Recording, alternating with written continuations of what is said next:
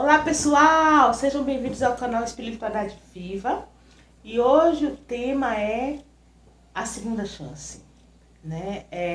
Experiências de uma quase morte, né? Eu assim particularmente eu não tive nenhuma problema, já fui atropelada 2 vezes, mas foi assim, só voei longe, mas não foi assim de raspão. Então assim, hoje quem vai mais falar é o Wellington. Duas histórias específicas, Duas né? histórias específicas.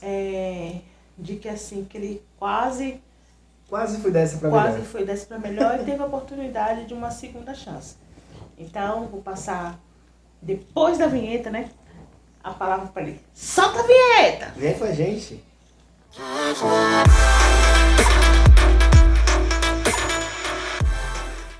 E aí, pessoal, agora vamos falar referente à segunda chance, mas dentro do contexto, né, da espiritualidade. Isso. Né, Fábio? Que hoje dificilmente as pessoas falam sobre morte.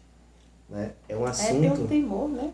Mas é um assunto que, seja lá quem for, você que está nos escutando e nos assistindo, vai chegar o momento, né, de cada um partir.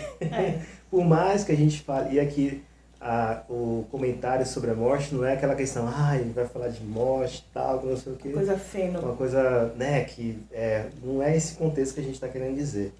Né? Hoje vamos dar aqui 2 exemplos de uma experiência minha que foi bem complicada, que foi mais uma ajuda, eu acho que externa, né, na questão assim, a gente fala de anjo da guarda, né, outros falam guias, outros falam um monte de coisas, outros falam Deus, né, universo. Mas assim, Fábio, é bom a gente ter uma opinião, por mais que você não tenha passado, né, como que você enxerga isso também, você dá um breve relato, né, você não passou por isso, mas teve acidentes aí com avião, com time de futebol, né, outros acidentes que você viu de gente que aquele cara da Varig em 1973, que a gente assistiu o documentário, né? Gente, verdade. Né? E assim, o nome dele é Ricardo, não lembro, mas pesquisem, que é muito interessante a história dele. A gente nem sabia disso, né? Não sabia desse acidente da Varig. Em 1973, ele foi o único sobrevivente, foi uma coisa assim sobrenatural, porque ele conta que ele viu uma fumacinha, uma pequena fumaça no fundo do avião, e tem todo um contexto. Um repertório, né? Assim, de como as histórias estavam ligadas, Sim. de dois assentos do lado dele estavam ausentes. Uma conexão gigantesca, uma conexão muito grande. E assim, que ele foi impulsionado aí para frente do avião, ele não sabia o porquê ele estava indo para frente, e foi a salvação dele naquele momento. É uma história muito interessante que vale a pena você assistir esse documentário. É um documentário assim, muito rápido, né? Ele contando de como foi essa história que ele passou. Mas hoje aqui o Wellington vai contar as 2 experiências que ele teve. A experiência que eu vou contar, gente, é muito interessante. Estar conversando com minha irmã esses dias. Né? A primeira, que foi muito grave, foi quando eu tive tuberculose. Né? Uma época que eu trabalhava bastante, eu tinha lá uma época que fazia faculdade, estudava e tudo mais. E nessa correria, né, de correr só atrás do dinheiro e deixar tudo pro lado, se alimentava muito mal. E a minha imunidade, ela baixou. Não, né? E assim, quando a gente é jovem, a gente acha que é de ferro, né? Não, que é super-homem, né? Nada vai atingir, nada. Você vai comer areia, vai comer, tomar... Não, menino, tá comendo só lanche. Não aguento, vai pra balada e não come nada. Só tu fica bebendo, como aquelas... Foi, assim, bem complicado, Fábio, porque...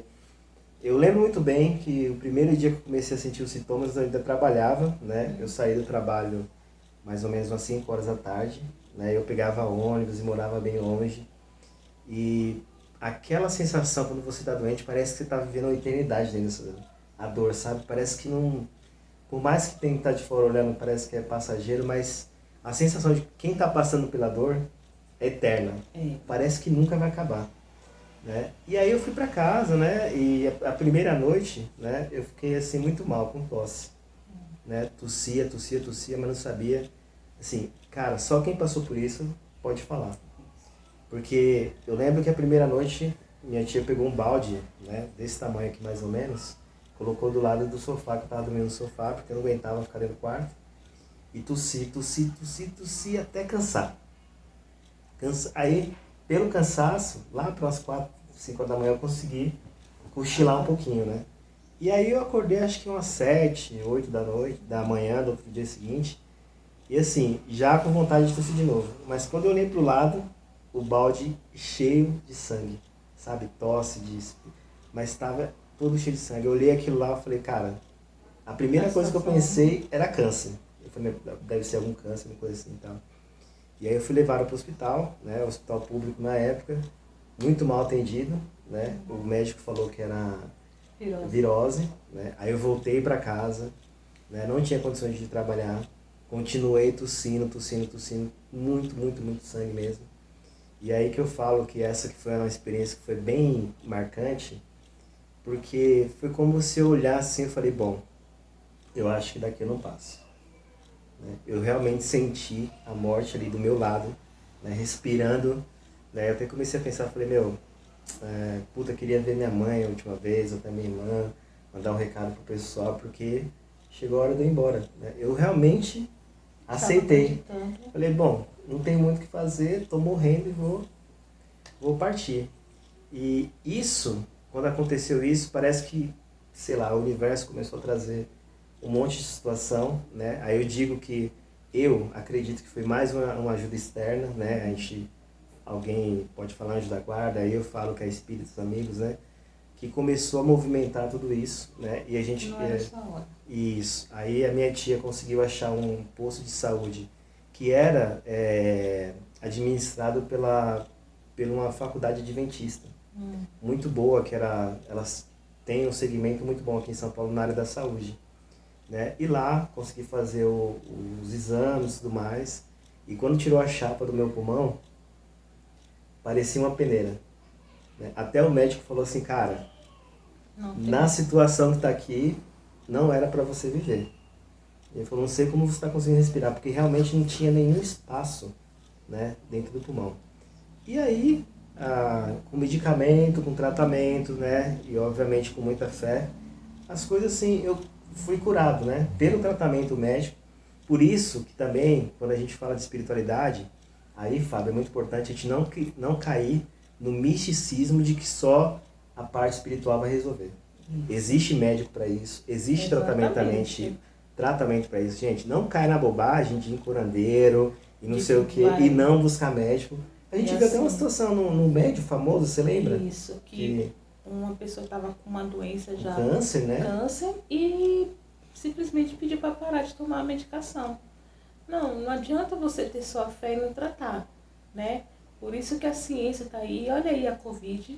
Exato, e muito bom. Fábio. A única coisa que consegue, assim, nos proteger é a vacina. É o que não tem no outro. Momento.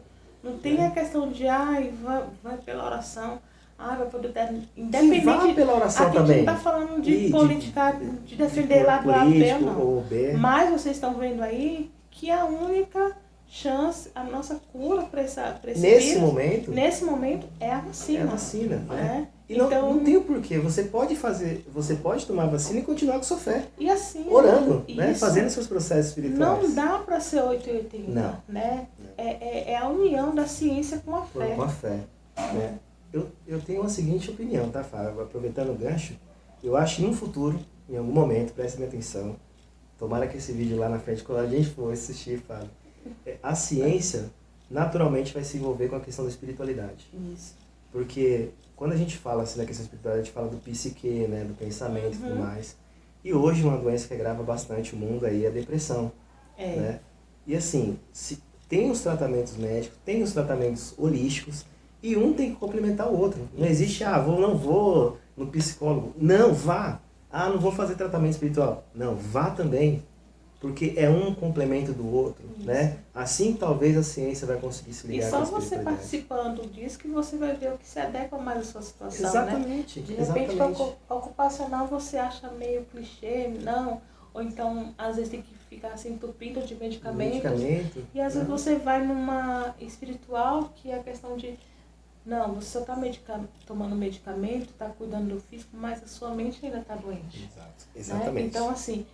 O medicamento, ele pode curar alguma coisa física que tem, mas se você não tratar a mente, vai continuar doente. E volta ainda. E ainda mais, tem aqueles remédios antidepressivos que vai efeito piorar. colateral. né? Os efeitos colaterais vai piorar a situação.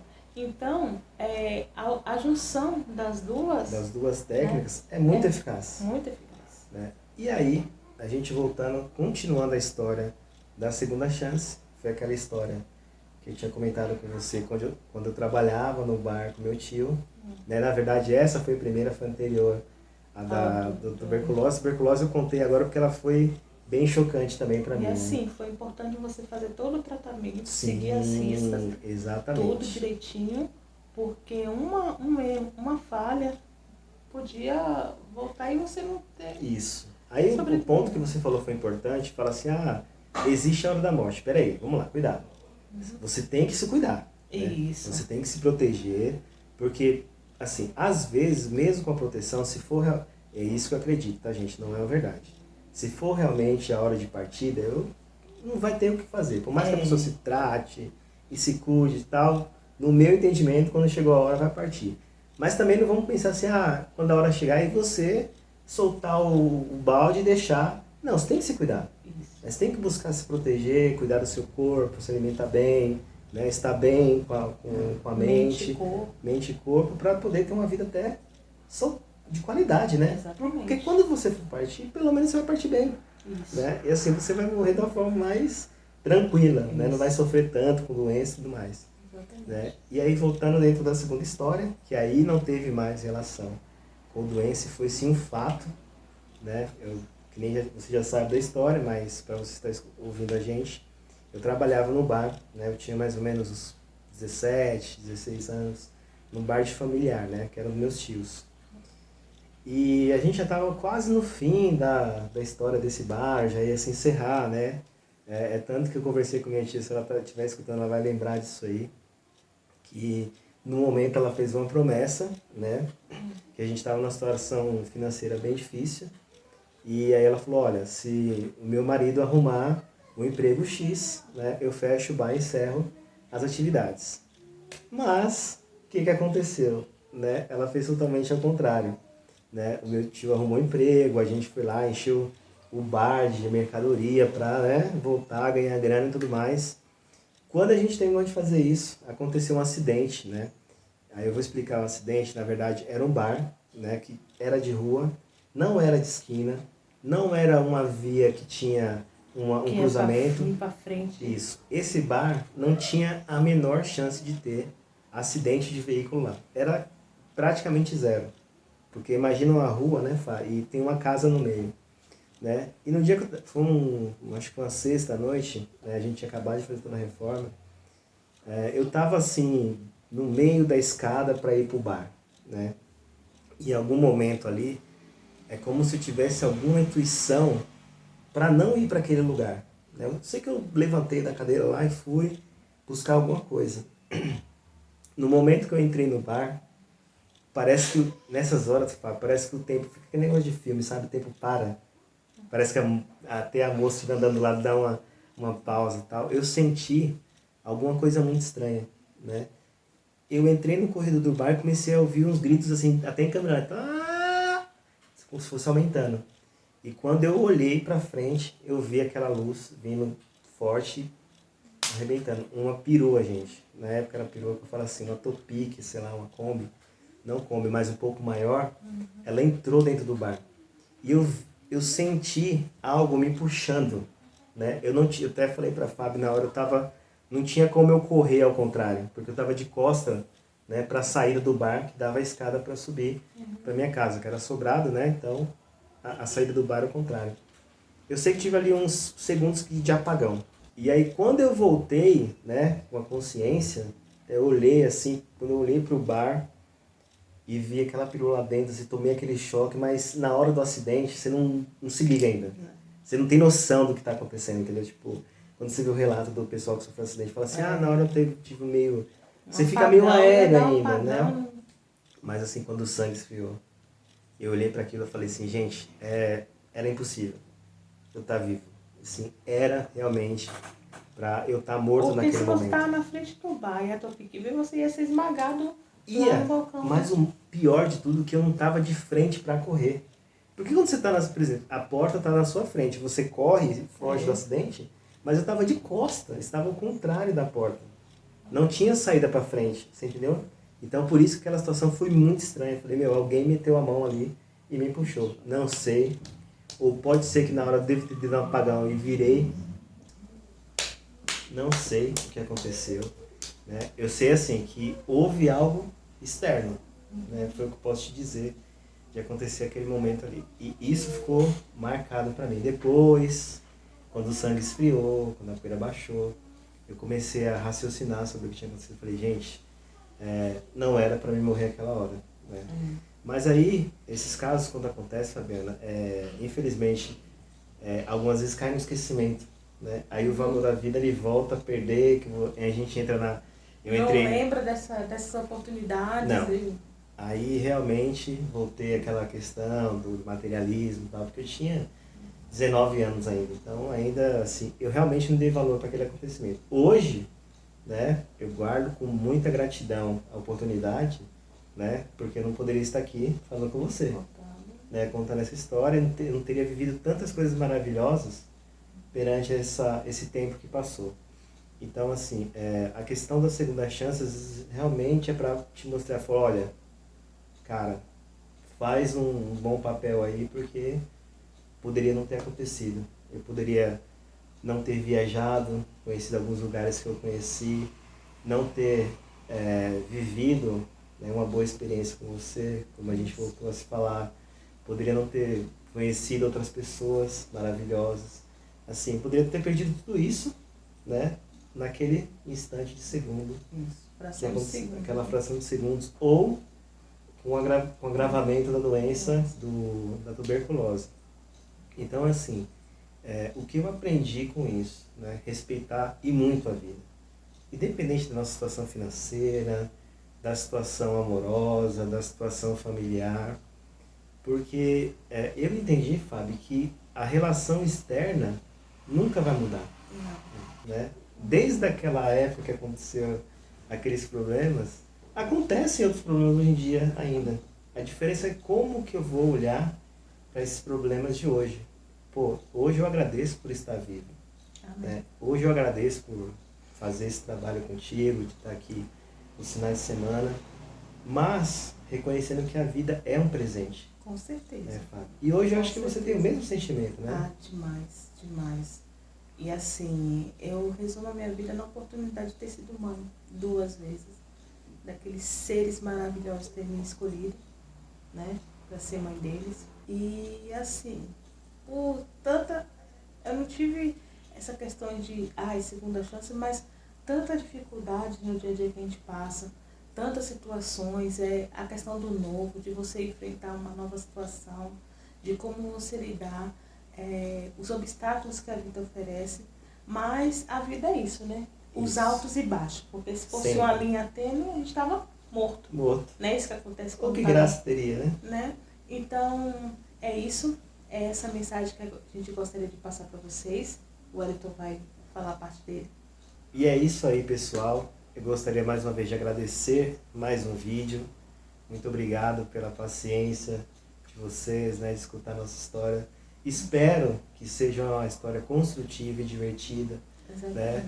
Voltando a frisar que o nosso canal tem só a missão de passar mensagens positivas, sem construção de ideias certas ou erradas, somente a nossa experiência na espiritualidade do dia a dia. A gente compartilha o nosso presente com vocês, né? É essa que é a ideia. Muito obrigado. E não se esqueçam de inscrever no nosso canal, deixe seu like e compartilhe esse vídeo com outras pessoas se você gostou.